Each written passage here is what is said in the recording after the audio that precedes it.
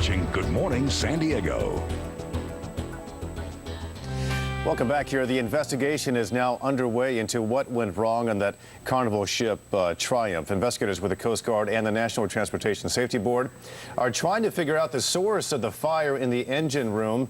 You can see the video right there. The probe could take 8 to 12 months to complete, and in the meantime, passengers are back on dry land making their way home, but not happy. Some passengers are making their way to lawyers seeking legal action for their horrific experience on board the Carnival Triumph. So joining us this morning with a closer look at the legal woes the cruise line may face, legal analyst and criminal defense attorney Anna Yum joining us this morning. Welcome back. Thank you. Good morning. Nice to have you again. And this is an interesting topic because you would think with this kind of experience that these passengers had that they would have some type of legal rights, and lawsuits are already coming forth. Right, that's correct. So a woman by the name of KUSI-TV filed the first lawsuit. She's a resident of Texas. I think it's Houston, Texas. Yeah. And she's claiming, I read the complaint, she's claiming negligence, fraudulent misrepresentation, breach of contract. And what's very interesting about the legal ramifications involving this type of situation is that the passengers don't have many rights, because what happens, Tom, is that as soon as they pay their ticket,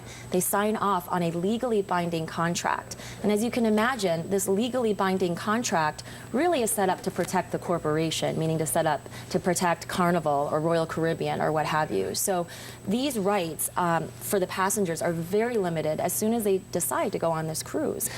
So what is a cruise line? I mean, they've got to do something. I mean, PR-wise, in and of itself, they're facing a public relations disaster. So they have given something back to the passengers, namely money back for their, for the past cruise they took. Exactly. The way I see this is that I think it's more of a PR nightmare as opposed to a litigation type of situation, only because Carnival, my understanding, has already agreed to give $500 per person. So they've already agreed for that compensation. They're also saying that we'll give you this refund, we'll completely refund your money, and we'll also give you another ticket in the future, assuming these people want to go on another cruise. Another Carnival cruise. Yeah, thank you so much. Petri dish, exactly. Right? Yeah. So I think that a lot of these passengers are angry because they went days with just the most deplorable conditions. We're talking about when the vessel was moving back and forth, human feces and urine and just all the waste, biohazardous waste that these people were exposed to. And with respect to the legal consequences, Tom, it's very, very difficult to go after Carnival for any kind of mental anguish or any kind of emotional distress.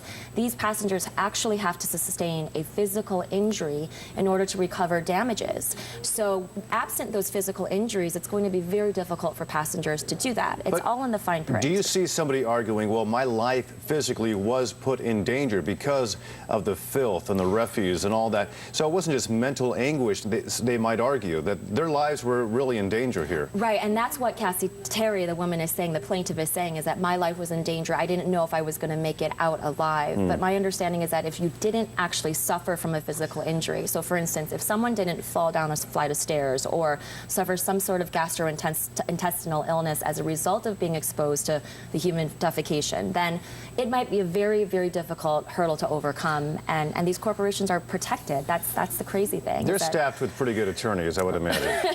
Right, I would imagine too. And then if you think about it, it's corporate America, and so they revise these contracts over and over again.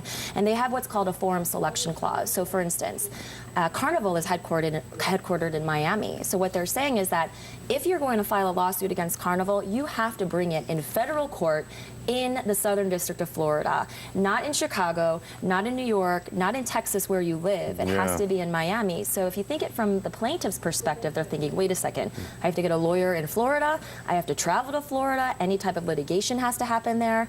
So already Carnival has a home court advantage if you think about it. Because the plaintiff's legal fees go up as a result of that, and the actual probability of winning this case might be pretty slim. So they might be looking at it and saying maybe it's not even worth it. But when you look back at cases maybe in the past, because this is not the first cruise liner that has some issues, is there a precedent set where a plaintiff has actually won a case similar to this? Not something as similar to this. I'm sure there's been instances where they've been able to recover a certain amount of damages, because a lot of these cases don't go to trial, Tom, as you can imagine. A lot of them settle. So a lot of the times it's the plaintiff's over here, the defense is over here. Where can we reach a happy medium? But this is a very interesting fact.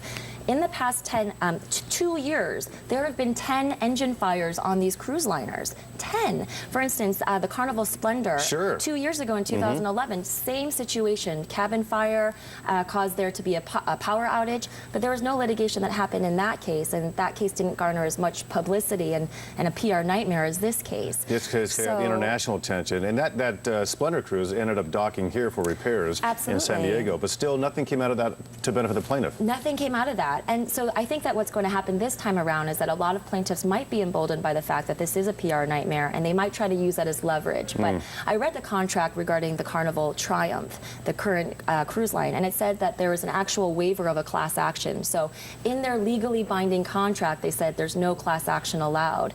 So I think a lot of the passengers are going to take out this contract and actually read it and say, wow, I didn't really go over this perhaps before I went on this cruise. I didn't even think about it. But then now I didn't realize I was signing this right away, or I was signing this right away. It seems like lesson learned. Don't take another cruise ship unless you're willing to suffer the consequences like so many people did. Right, and look at the fine print. Yeah, exactly. absolutely. Anna Yum, as always, thanks for coming in. Thanks, Tom. Thanks for your insight. Appreciate it.